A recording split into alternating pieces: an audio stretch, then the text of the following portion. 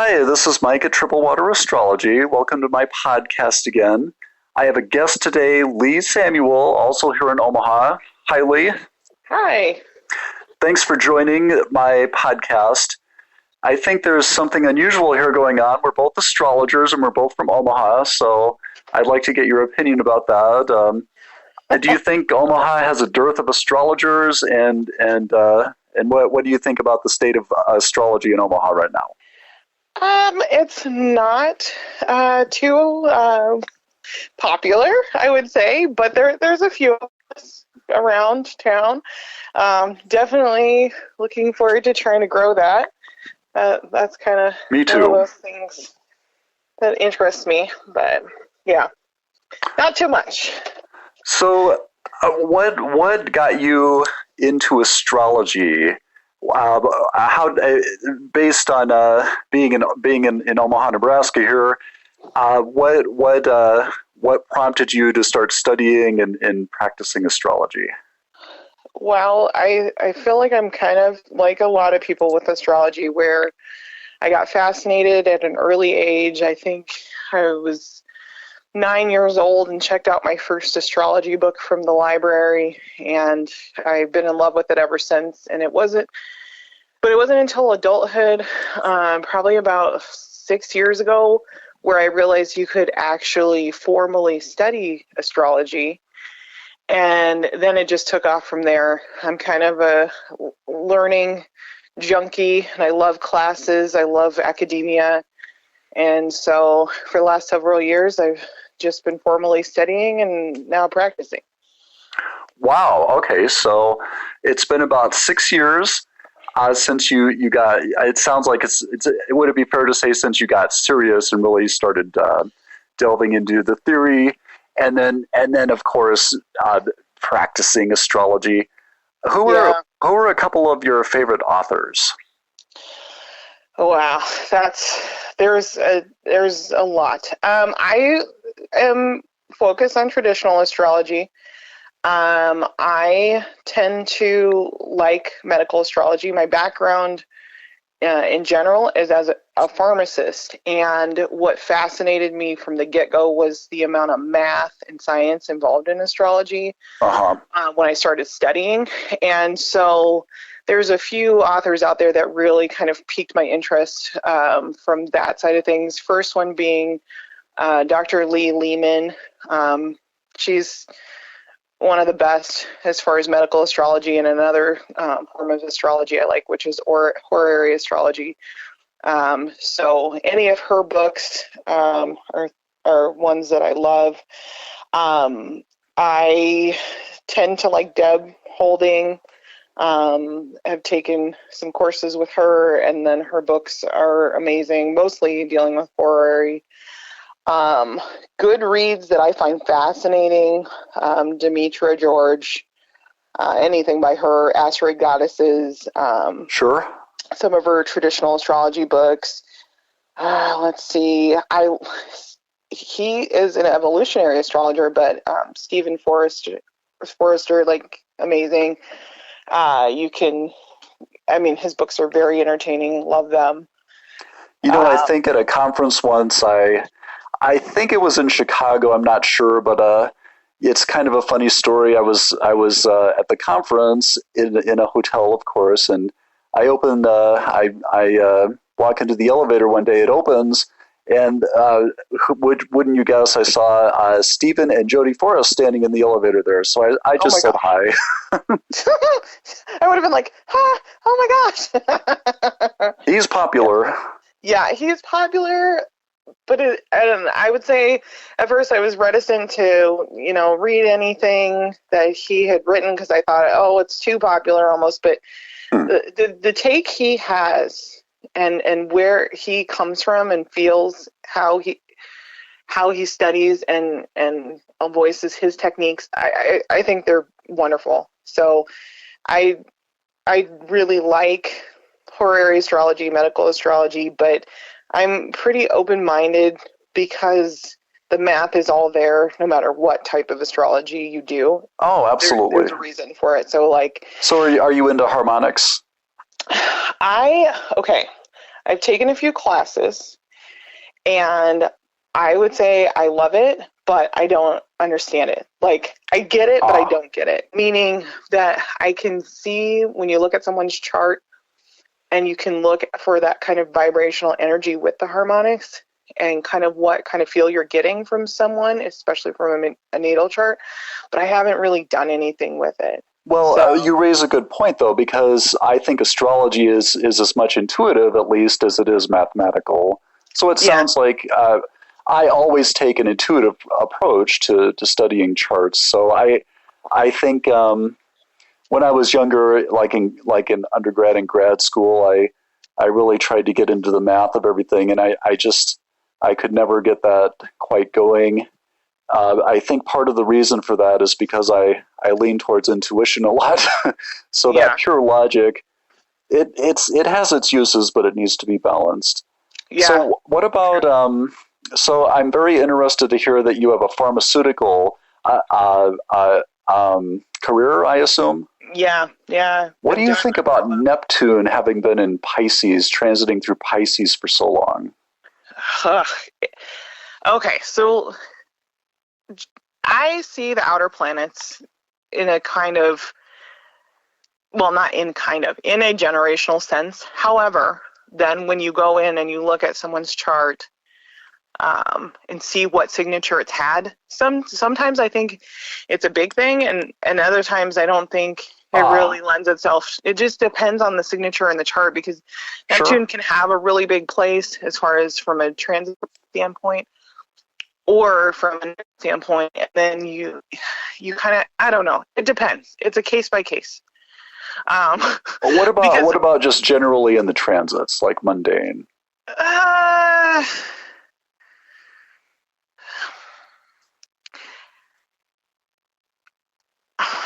I would say in mind generally that your career might be. Well, let me ask you this: would your career influence what you're noticing about Neptune transiting through Pisces right now and for so long? Yeah. I mean, okay. So if you go at it from a mundane standpoint, yes. From its ingress into now, where it's on its way out, there has been a ton with drug development. And we're on the tail end of that. Where, we had this spike starting in the 90s and rode that out basically until 2010. And it's still popular, drug development, money generated from that, people depending on drugs.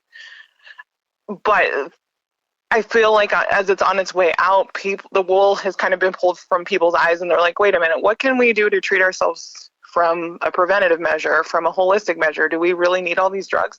So it's interesting because, yes, it has taken center stage, and there have been points in history, especially with pain meds and opioids, which I think are a big Neptune signature, where it's had its heyday.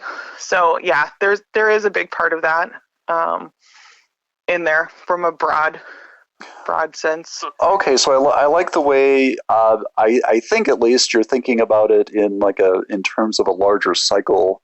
Yeah. So we're indeed in I think 2025 Neptune is scheduled to enter Aries. Mm-hmm. So we could see a sharp change in many ways. Okay, so you describe yourself as a traditional astrologer. Do you use whole houses or Placidus?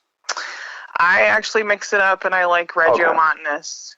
So Regiomontanus from a horary sense, and also, so horary ties into medical astrology because you can do what's called a decumbrature chart. So when you know the time of the illness or when something started, you can look at that and see how the illness will progress or what's going on with someone.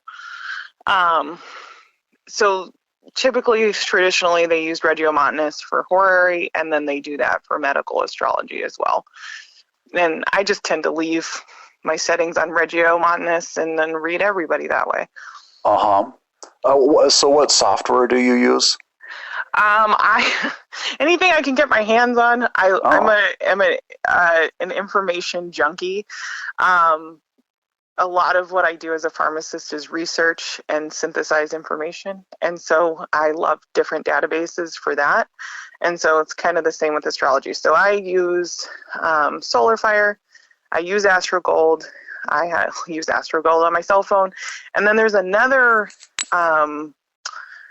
site that they made starting a couple years ago called Luna Astrology, and that one's great because you can log in anywhere and just kind of get a quick picture, and some of the ways that you can save charts and write notes on them are nice. Sure. So I use all of them, and then I also AstroSeek and Astro.com. I like to use them too. Before I could afford any kind of software, I use them, and I have very nice saved databases for a lot of people in there. So I'll log into those and use them too. I like to use AstroSeek for zodiacal releasing a lot. It's really nice. So okay, wow, quite a. I only use Kepler 7.0, and it's serious now, and I haven't even upgraded it. I found that to be quite a fantastic software, but I know there's fans of a SolarFire, and it sounds like you use actually more than just that. So yeah, that's great. Okay, so yeah, you've already talked about a few things that I'm not familiar with, like your house system. So I think it shows right away how in astrology you can quickly start to lose the ability to communicate with other astrologers. Even if they're okay. So we're both astrologers, but we have kind of different knowledge bases. So it's just. Have you ever attended a conference? I have not in person.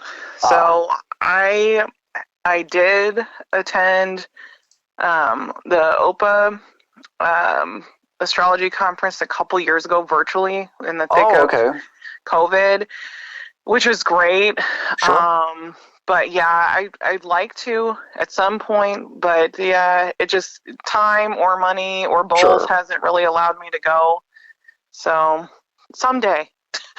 Yeah, would love to see you at a conference. I haven't been to one since 2018. I have made a point to attend United Astrology Conference the last 3 times, and I do have a few stories if you can bear with me on that on that. Like the first time I went to an astrology conference, someone mentioned something. I think it was at the next one, but this kind of syndrome you can have called conference brain, where you just get fatigued and it's tough to focus because you have day after day of nothing but astrology. And I found that was a problem during UAC. The first time I went, I knew exactly what she was talking about. But that second conference, or the second UAC conference, that largely went away. And the third one, I had zero problem with anything like that. And I think, and I don't want to discourage any listeners from getting into astrology or attending conferences, but it's the overload of information you have at those astrology conferences. It's tough at first to acclimate to that, and it shows the complexity and different approaches to astrology. And I think that was part of the problem I was having in that first conference. So it's fun and actually quite useful to talk to other astrologers, because you can start to bridge kind of your, okay, well, I have this knowledge base and I have this information, but any other given astrologer probably has a quite different kind of a knowledge base and approach, and that helps sharpen your skills. You're continuing to learn things, and it shows, I think, and other astrologers have talked about this, I know, but it shows that astrology is definitely not in any way, unfortunately, unified. Like on Facebook the other day, or within the past week, I saw this cartoon. I don't know if you've seen it. Is this this elephant, and the tail, the trunk, and different parts of the elephant, and everyone's saying it's Iranian astrology, it's modern astrology, it's traditional, Yeah. it's this, it's that. It's the whole thing is an elephant, but there's so many different ways to describe what astrology is and ways to practice it that maybe, just maybe, we're missing the big picture of how to really approach it. But I don't expect anyone to agree about that anytime soon. So I think that can be, that's one of the problems we have on social media. I think, and then even at conferences, one of my complaints last time was most of the reason I'm an astrologer is to do prediction, and there was only one track at UAC devoted to prediction. Now, how much do you get into the prediction portion of astrology? Well, I love it. All right. I mean, Corey will answer a lot of I'm an inquisitive person by nature and an information junkie. So when you think about asking questions, now does horary deal more with the past, like finding a lost object or something? You can find lost objects, but you can ask, will I get this job? Will I buy a new house this year? Will I have a baby? Okay, so asking a question about the future. Yeah, okay. So you can ask and you can see the players involved. It's very interesting. So I like that. When you think about elective astrology, trying to kind of weave a tale and set a moment, I find that fascinating. And then as far as zodiacal releasing, that's not in itself predictive, but you can look at different quote unquote chapters of your life and kind of figure out, well, when is this going to happen? What am I going to do? And so I find that fascinating as well. Sure. Very interesting. Yeah. So I like, what kind of prediction do you like? Good question. I'm pretty much, like I said, I'm a bit intuitive about the whole thing. There's a point where you need to set some parameters, but there's also a point where there's an art to it. So I kind of divide my efforts between, okay, I see what's going on and logically what should happen, logically what's going on, but there's also just that intuitive side that you can't ignore. Right. But it's pretty run of the mill, actually. Some people might be disappointed at how basic I keep things. It's just the tri-wheel, progressions and transits. So I do mix. That's not mundane. That's not boring. That's there's a lot in that. Absolutely, I do. I will say I use converse progressions and converse transits. And one of my specialties is the solar return, and I like looking at those first planets to rise. So you also have to look at the converse return. But it depends. One of the fun things about astrology, would you agree, you don't quite know what you're looking for before you start doing it, and then the challenge is to find it if that makes any sense. Right. Yeah. That's true. Well, sure. Okay. So, is there? Do you have a way we can contact you? Do you have any social media people can follow you on? Yeah. So I am admittedly a pretty private person, so I'm trying to try it out. I'm on Facebook and Instagram and TikTok. Working on trying to update those regularly, but I'm at the ARC Astrology. That's your website? Well, so it's at the ARC Astrology for all the social media, and then the website is thearcastrology.com. Okay, so you have a website. Yeah. I love math, so that's why I picked ARC, A-R-C, because ARCs are calculated, and that's how you figure out angles in math, so that's why I picked it. Okay, well, I knew this was going to happen. The time we had allotted went by very quickly. Do you have any final thoughts or anything else you'd like to tell listeners? Well, I really appreciate you inviting me to talk. Okay, thank you. Anytime I can talk astrology, it's a good day. So I really appreciate it, and hopefully we can talk more concepts in the future. Absolutely. And I really am enthusiastic about getting this astrology thing going in Omaha, Nebraska. Right. It's just a combination of, I think astrology is big on the East Coast, the West Coast, and then in places like Chicago or Florida where there's a huge amount of people. And then it seems like Omaha just got kind of forgotten. So we Right. don't have a lot of people following or practicing astrology, but there are those of us who indeed practice astrology in Omaha. I talk about astrology on the internet, and once in a while I get someone mentioning Warren Buffett. Right. I'm sure you've had that experience. But Yes. anyway, Leigh, thanks so much for being with us. And this is Mike at Triple Water Astrology. Thanks to listeners for tuning in, and please like my video and subscribe to my channel. Awesome. Thank you. Thank you.